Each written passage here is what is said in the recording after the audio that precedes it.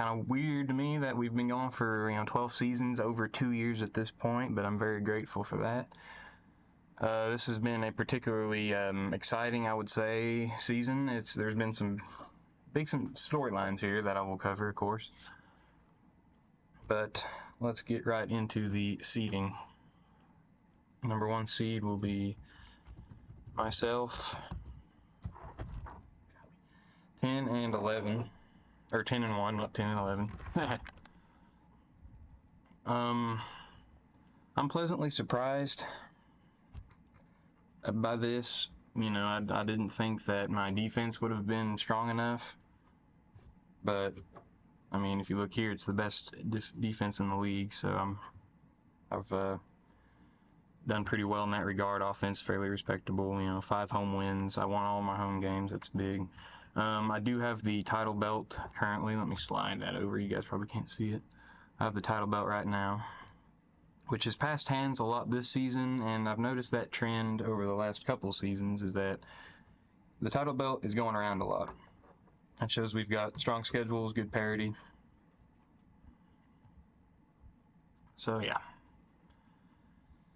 yeah, it's rigged. It's rigged. I give everybody max stats. All right, 2 will be DPS, 9 and 2.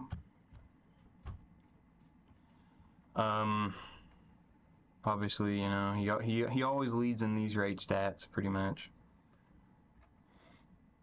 It's just how it is. Super strong offense, defense, nothing special. Who did he lose to? I should have said who I lost to as well. He lost to me, and he lost to Cody by a combined 7, 11, 18 points.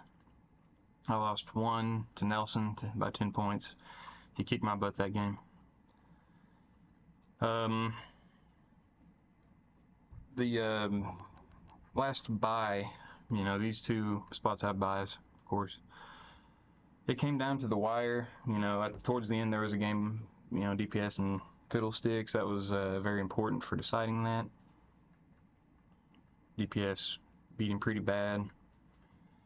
So yeah, there's our 2 bye having teams. It's not an atypical postseason so far. And then next up, at 8 and 3, will be Fiddlesticks. He had a fairly interesting season. Strong out of the gate, lost to Cody. Cody's got a monster team, and Michael Dean Perry is a factor against the Washington playbook. So scary proposition there to beat Cody. Strong roll here. The wheels do come off here.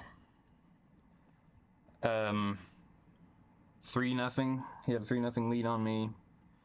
That went up in flame. Then gave up 28 to DPS. So that's a run of 43 points. 43-0 run right there. So you got to be trending up by the time playoffs come. Seattle is not trending up. Did get a win over Ninja. And then number 4 spot, let us see here, will be Cody. This is Cody's 3rd season, I believe.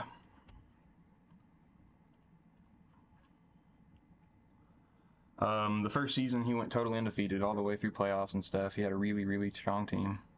This season, or the season after that, he still had a pretty strong team, but didn't do great. I'm not sure if he made the playoffs or not. He was a fringe team if he did. And this season he's got a pretty solid record. Kind of a balance between those seasons, going undefeated and potentially missing playoffs. And here he is, a strong playoff team. Alternating wins and losses through here, but that's a fairly tough stretch.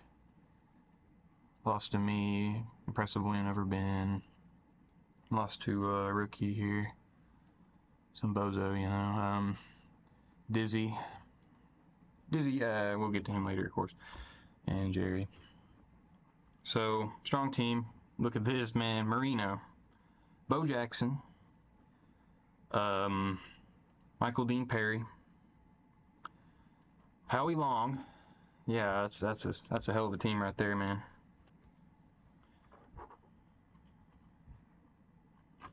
Very strong team. So he makes it at 7-4 in the fourth spot. And next up will be Nelson, because he does have the tiebreaker over Wade here. Nelson also suffered from a later season collapse, as you can see here. Smooth sailing, he beats me, my only loss. Lost to Fiddlesticks. You know, that happens from time to time. Ben's a really good player. Smokes Dizzy, but then drops to Jerry, drops to Ninja, and that was Ninja's sole win of the season. Tight one with DPS, and Cody handles him. So he started off 5-0. You can extend that to 6-1. He was poised to get a bye, but something went awry in Tampa Bay. And he will be taking on Cody. Strong outing here, or strong out here. Gotta watch yourself, man.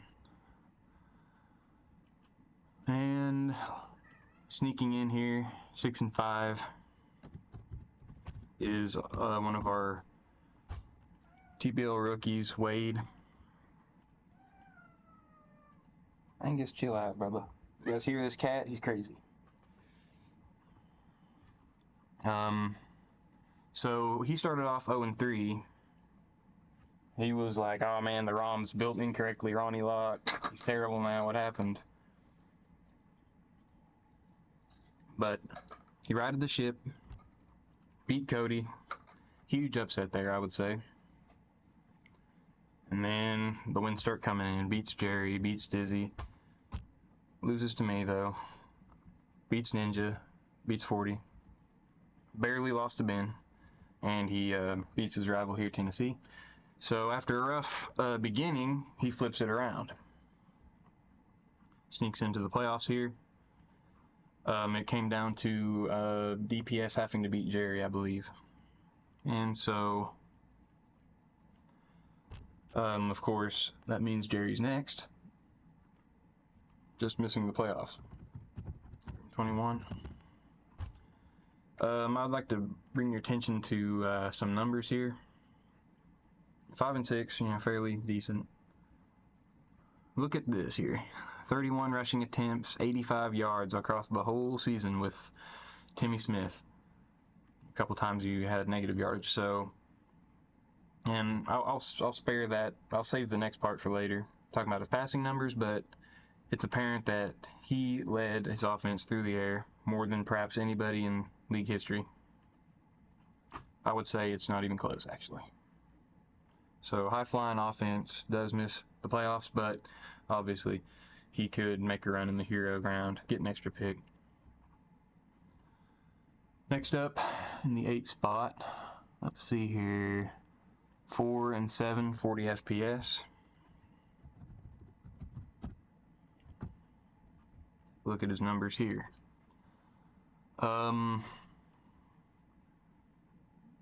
Not any long streaks of, well, no streaks of victory, but, you know, some small streaks of losses here. He lost some close games. I mean, if you look at his point differential, it's off by 13 points. Oh, wait. Hold up. Pardon me.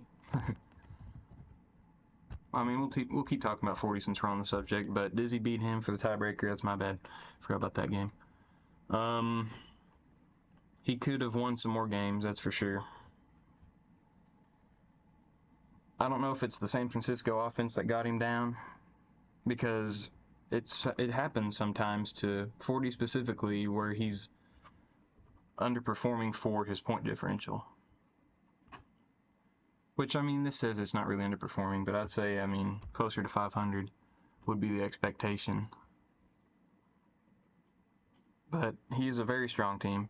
Still, I believe, you know. Got faith that he can make a run and get the extra hero pick. Rufus Porter here. Pretty good, decent field goal blocker. All right, Dizzy, who I unfortunately skipped over for the 8th spot.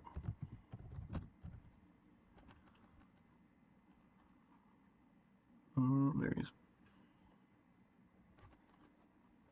For a while, it looked like he might be in the relegation round, but 2 wins to close out the season here, including one that might be considered an upset versus Jerry. Tight win there. That keeps him safe. He's high and dry.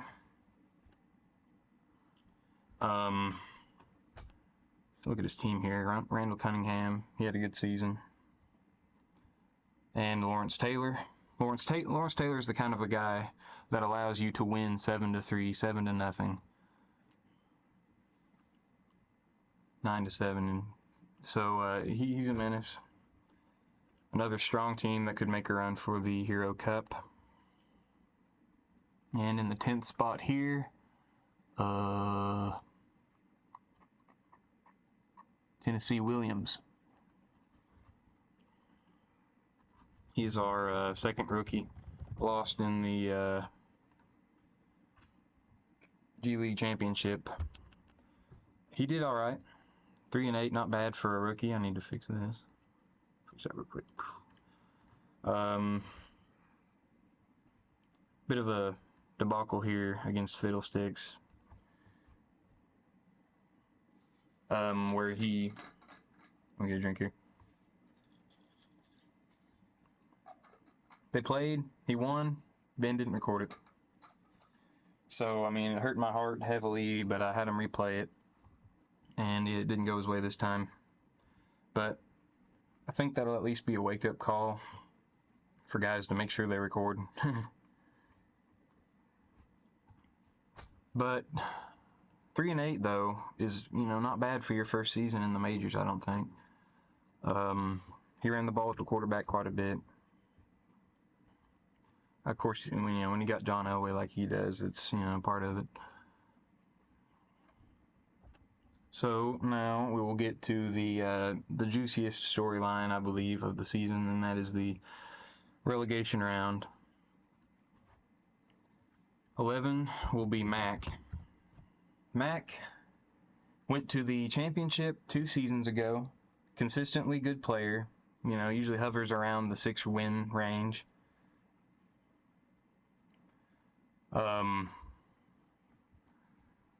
But here he underperformed to his own standards, 3-8.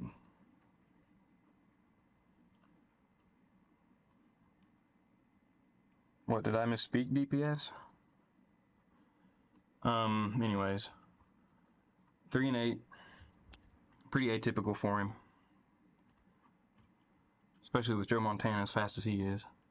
But I think the main problem he had was with Roger Craig, and the Denver playbook can be schemed against in such a way to... Oh, Ninja kept typing that? See, I didn't even notice, man. But, yeah. It's pretty weird. Like, I would have figured him to have performed a little bit better, but it just didn't click this year. And unfortunately, that's hard to get away with now, having a down year.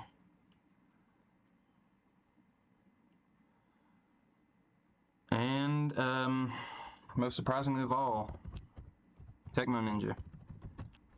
Whoops. 1 win, 1-10. He has won 2 championships, consistently good player. I would say the 4th best in league history. If you value championships even more than I would, maybe you could argue for 3rd, obviously, because that's the 3rd most titles in league history. But 1-8 this season. Danny White is is not good.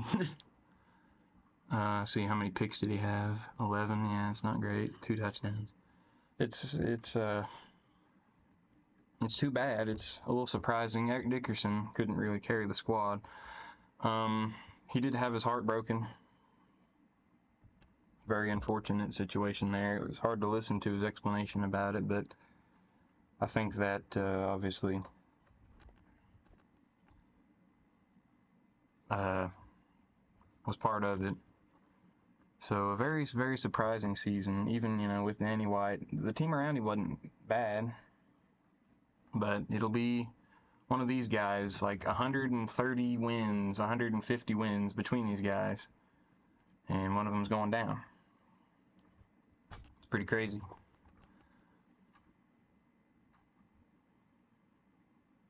Yeah, Turd, you're more than welcome to stay in G all you want. Even if you like win the title, I won't make you come up if you don't want to, man. It's all right. Just let me know. So that will decide our seeds here. This is going to be a good playoff, I believe. I wouldn't be surprised here to see some upsets, including Wade over Fiddlesticks, especially. They played so close in the regular season. It could happen. Ben on the downward trend. Who knows? Who knows? In the Hero Cup, same deal. Any of these teams could win it. Whether it be these guys waking up or, you know, the strong teams and experience the rest of these guys have, anybody could win it. So, I guess it is time to move on. I'll take a look at the game logs here, see if there's any games of note. Oh boy, yeah, this game. I threw 3 picks against Ninja, and I still won. Came back. I mean, I had to drive with very little time left. It's on the channel. You got to watch that game. It was crazy. I'm glad I wasn't commentating because I would have been screaming and hollering, man. King Bell got a kick return there. Oh, yeah. Wade threw an interception in the end zone against Mac. That was very unfortunate to see. Now, last play of the game don't count for Mac. This game was really good here. Ninja and Nelson, that went forever. It was like nighttime, and the game lasted 30 minutes, maybe more. It was funny, man. It was like it was a dual stream, you know, like it says there. It was very funny to listen to.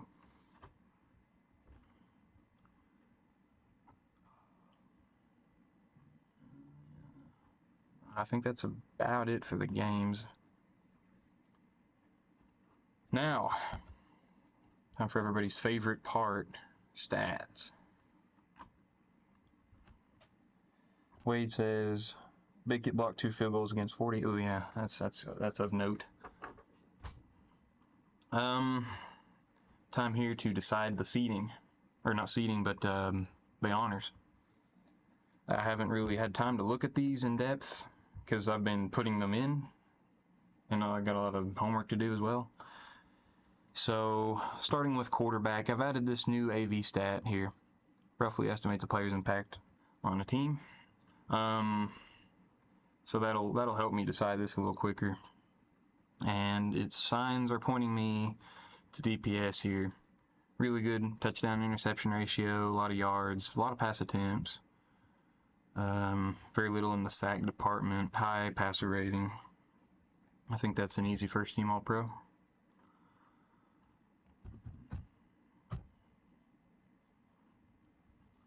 Okay, next up, Jerry, Nelson, Cody, Kramer.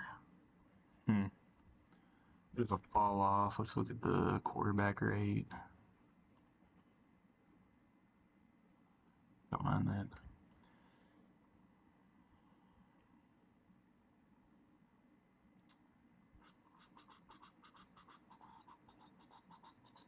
This is tough already, man. What the fuck?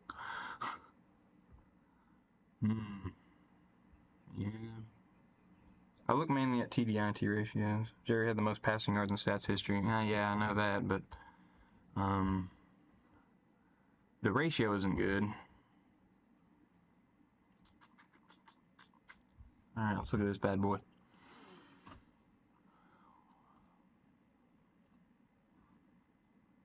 Montana's up there. Not enough yardage, though.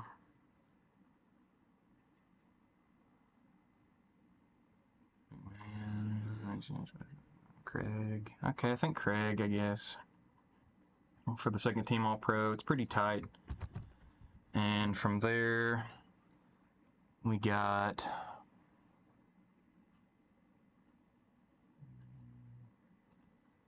yeah, Schrader.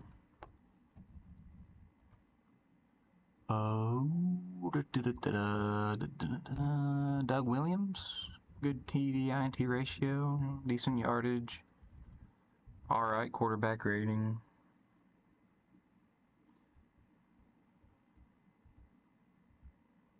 Yeah. I think that's alright.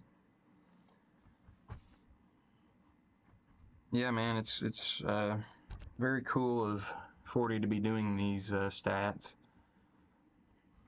I mean, take a look here. He tracks stats and he gives them to me. I put them in here, have them added up, you know, or have the formulas added up. It's a lot of stuff in here. I added this stuff recently. We got a lot of stats, man. We got a lot of them. All right, running back time. Bo Jackson looking mighty strong, leading in touchdowns, yards per attempt, rush yards. I think that's very solid first rating there for Bo Jackson. He hasn't gotten many of these in the league history, but this will be his second, I think, because Old Tata had him 1 year, kicked butt with him. 16 AV, and this doesn't include any receiving stats. Okay, next up, Thurman's up there.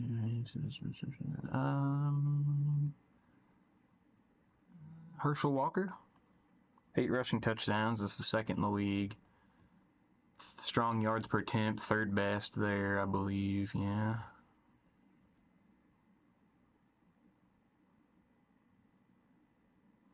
I think Herschel.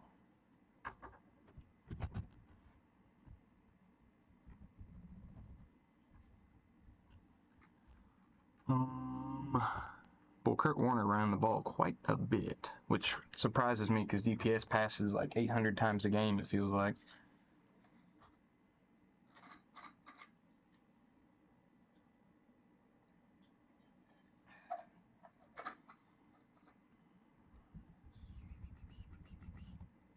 Walter Payton had a good amount of touchdowns. Not too many yards, though, and a paltry yards per attempt. How about Timmy Smith, man? 2.7 a carry. Thurman Thomas. Boy, this is tough, too. Golly. I apologize. I'm taking so long.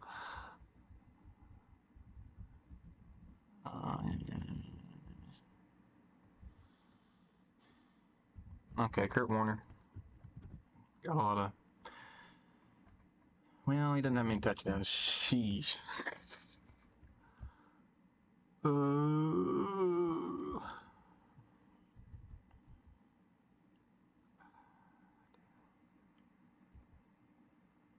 So let's just throw one out to Peyton for the touchdowns, I guess.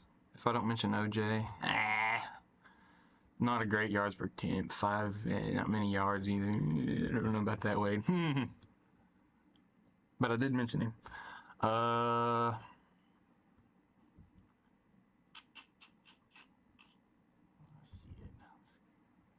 Let's give it to Thurman. Good yards per attempt there. Almost got 1,000 yards. Okay. Time for the new stats. Very excited for this. Receiving stats. Individual receiving stats, yeah. Boom. Look at this, man. Obviously, running backs aren't going to be... Oh, golly, I got to factor running backs into this. Into the... Golly.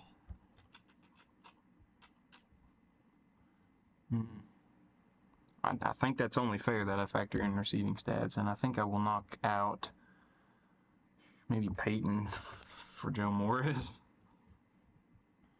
Because he's got a lot of... I mean, look at this. He led the league in receptions. 3 touchdowns off of it. I think it's only fair. I mean, really.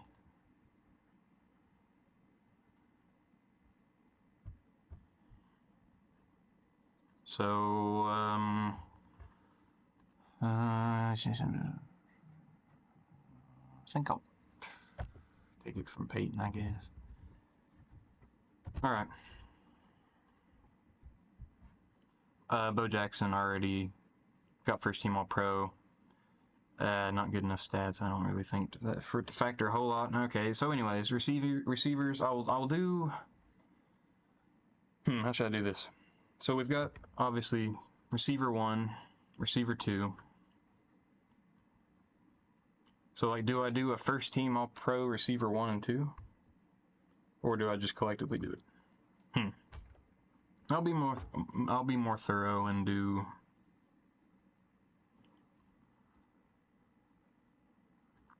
her specific position. So I'll have first team All Pro, second team All Pro, and the Pro Bowlers for receivers 1, 2, tight end. It's gonna be a lot of guys, so bear with me. So I believe Willie Gault is a strong receiver 1, second most receptions in the league, the most yards by a mile, 5 touchdowns, one of the higher rates, which, I mean, this is passer rating when targeted, yeah, which is more on the quarterback than the receiver. I think it's just fun to have up there. So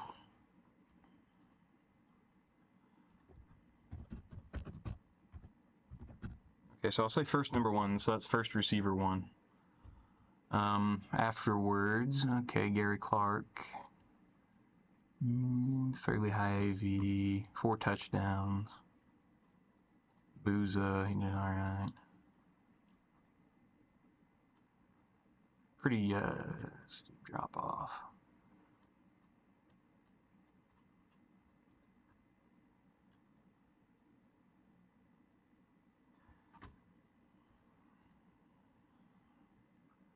Okay, let's give Gary Clark the second team All Pro.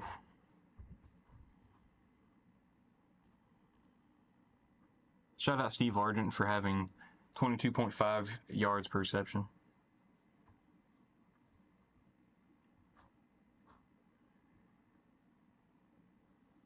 I mean, some pretty solid deep threats. I mean, I've noticed looking at this that receiver 1 is, I mean, it makes sense that it's the deep threat position in most playbooks. Gets most of the yards per reception. I mean, it's dominated by that, and then there's Steve Jordan in here randomly. Roger Craig, 1 for 14. Is that right? But anyways, I'm gawking at these stats too much, man. They're beautiful. Or not to. Okay, Pro Bowl receiver 1s. Booza, 5 touchdowns. Yeah, that's easy. Let's see here. Andre Reed. Boy, man, I threw all of my picks to him. 3 of them in one game versus Ninja, which I considered bringing up when talking about Pro Bowlers, but You know, like Tommy Kramer could have been Pro Bowler, but nah. 3 touchdowns. Mike Wilson. Mark Duper did all right.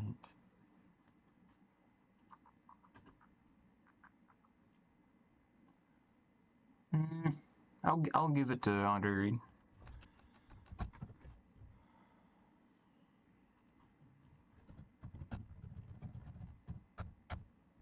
See, I feel like, to your point, DPS, you know, just doing 2 receivers, I think it would be dominated by receiver 2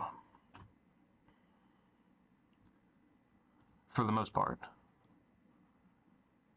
Because, I mean, look at this.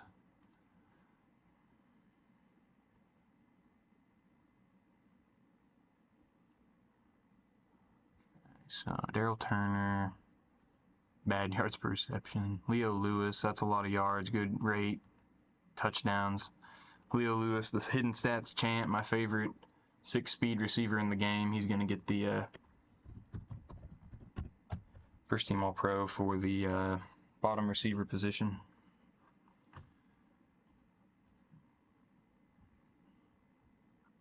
Ron Morris is right up there with him. He doesn't have the touchdown efficiency. Ricky Sanders also up there, though, 4 touchdowns. Altoon, not good yards per reception though. Jerry Rice, good yards per reception. Bill Brooks had 5 touchdowns. Stacy Robinson, my guy, did pretty good for himself.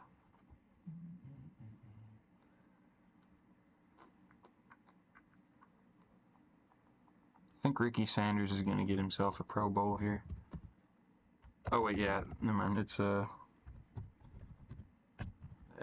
number 2. Yep.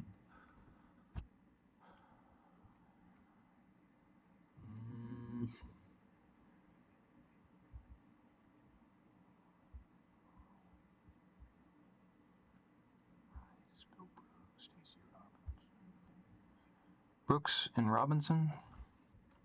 They were important to their offenses. Ron Morris was too, though.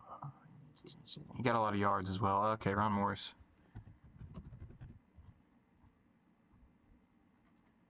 Altoon is up there, but man, look, same receptions as Ron Morris, not so many yards. And I know why. Of course, you know, being in the Miami playbook is very big for some receivers.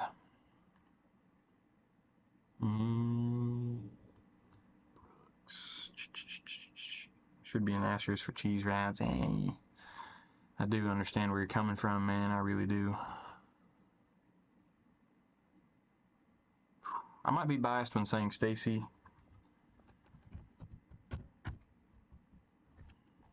It's close though. There's a lot of guys that could make it work. Or work in that spot, I mean. Okay, tight end time. Yay. Brent Jones, easy. Easy. I mean, he had the 3rd most receptions in the league, 4th in yards, 6 touchdowns. That led the league. He's an end zone or red zone threat. So yeah, that's pretty obvious, I believe. Next up, Ozzie Newsome, Mark Bavaro. Let's see, who else is up here? Clint Didier.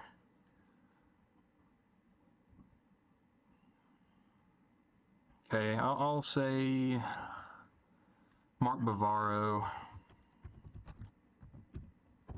And then Ozzie Newsome for the Pro Bowl. And there's a pretty steep drop-off, really, if you look at it.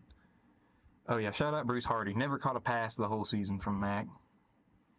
And shout out Cat Boso. He got 1 reception for 1 yard and a touchdown. That's like a fullback stat right there. It's like bring out the fullback Cat Boso for in the red zone. So yeah, what did here?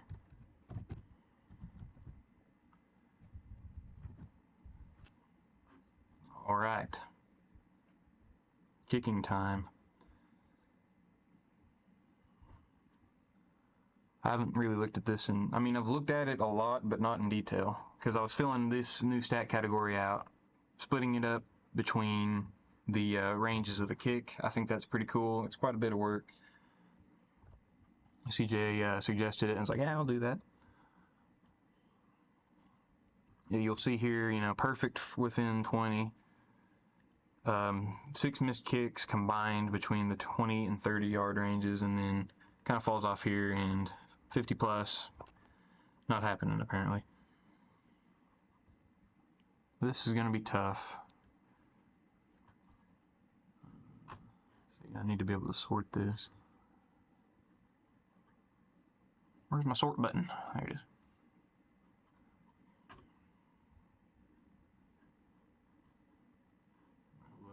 I don't think it worked. There we go.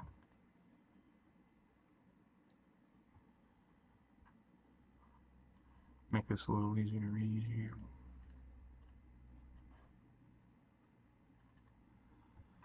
All right, so field goal attempts. I really needed to put AV in here just to get a better idea. So I'll start with the most points here, and that is Chris Barr.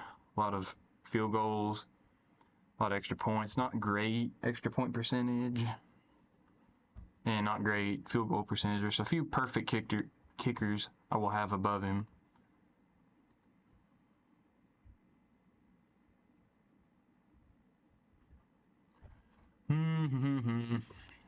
Alright, I think it's Ruzek, Chuck Nelson. Decent extra points. Most distance per attempt. I think Roger Ruzek got himself first team All-Pro.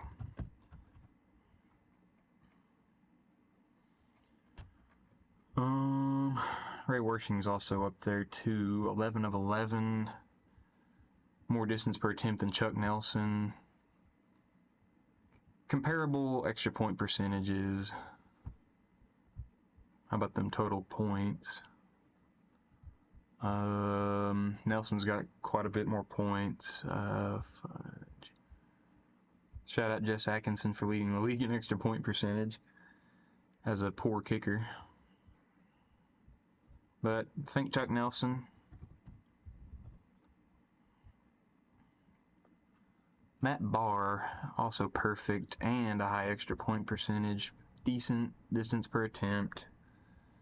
36 overall points isn't terrible.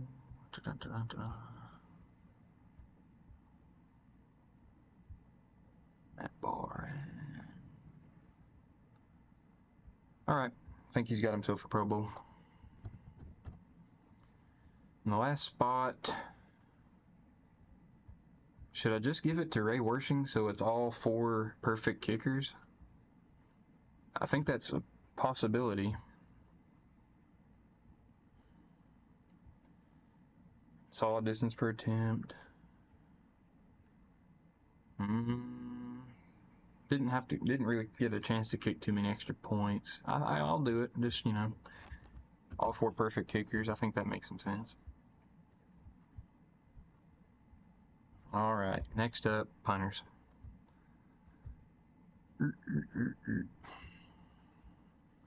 Stan Talley, totally eliminated. He's sitting on the bench all game because DPS goes for it a lot.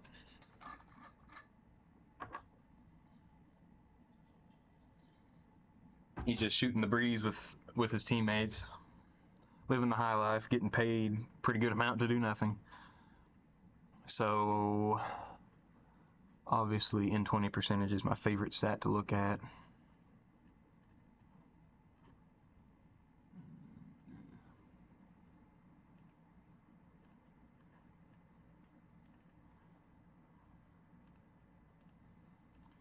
Ooh, looky there. My guy, Mike Horan. Really low touchback percentage. That's the second best in the league. How's his out of 20 percentage looking? Middle of the pack. But he's got the best in 20 percentage in the league. It's tough between him and Lee Johnson.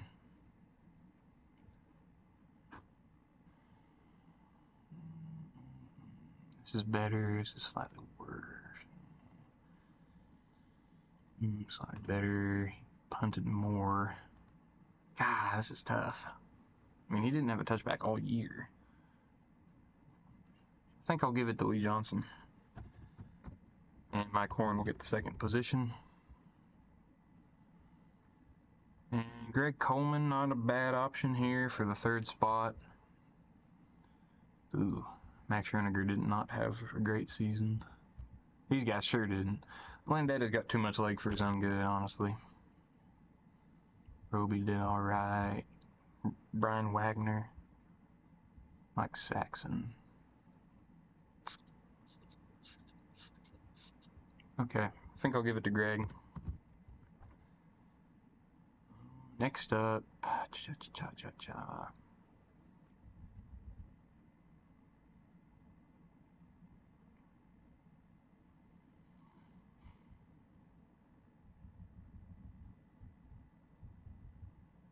I mean, I hate to just kind of go down the list pretty much here, but I think Mike Saxon's the obvious choice. I mean, Wagner's up there, but he's got a lot of punts anyway. He's more of a volume than efficiency guy, I would say. All right. finally, oh yeah, I started adding like defensive per game stats just to kind of get an idea of things. I'll add to that more in the following seasons.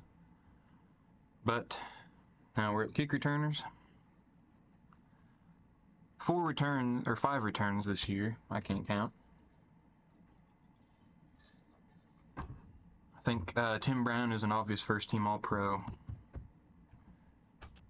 Led in return yardage, had the longest return, yards per, touchdowns. Yeah. Gerald McNeil, second team. I pretty much give, if you got a touchdown, you're going to get some honors here. So he's also got 2, second best in return average. Pretty good volume as well.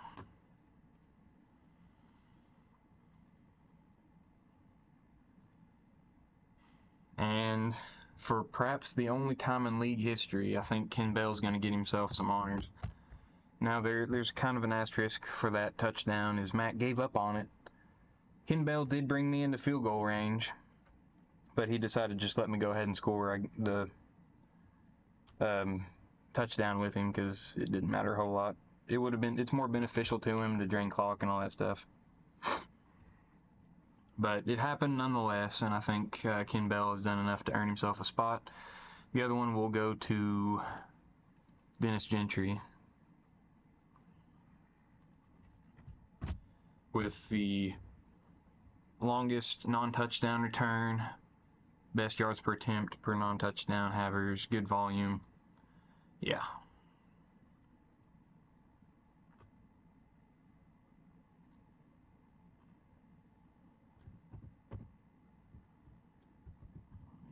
Get it back here, so Pro Bowl and Pro Bowl. Well, that'll do it. No more stats to go through. Any questions? Any comments? Postseason, obviously, you can go wild with it now. I will have the MVP voting and Coach of the Year voting prepared probably today, just for you guys to vote on. You know, Coach of the Year, MVP. I think I'm gonna not do the Defensive Player of the Year this time, just because we don't know for sure. There's no stats to give context. We do have field goal blocks, in which Dwayne Bickett is leading in, but I don't really think that's enough in a vacuum to give a guy league MVP. Yeah, he blocked 5 kicks here. We got that category in there now. So we can at least say Dwayne Bickett's the kick blocker of the year. I believe that'll do it, man. Here's the playoffs. I'll plug it in the game logs shortly. It's going to be a fun postseason. Well, I don't see any questions in here, so that'll do it. I guess I should clarify about the next season. Omaha is August 17th. I think it's August 17th. I start school 2 days after that, so I hope I can reasonably make it. We might forego next season in favor of a tournament to help prepare for Omaha, as we have in the past. It's going to be a big one, I hope. I'm wanting one that's kind of Thunderdome-esque, you know, like rankings and groupings and stuff like that. But we will see. I'll keep you all informed. And thanks for watching.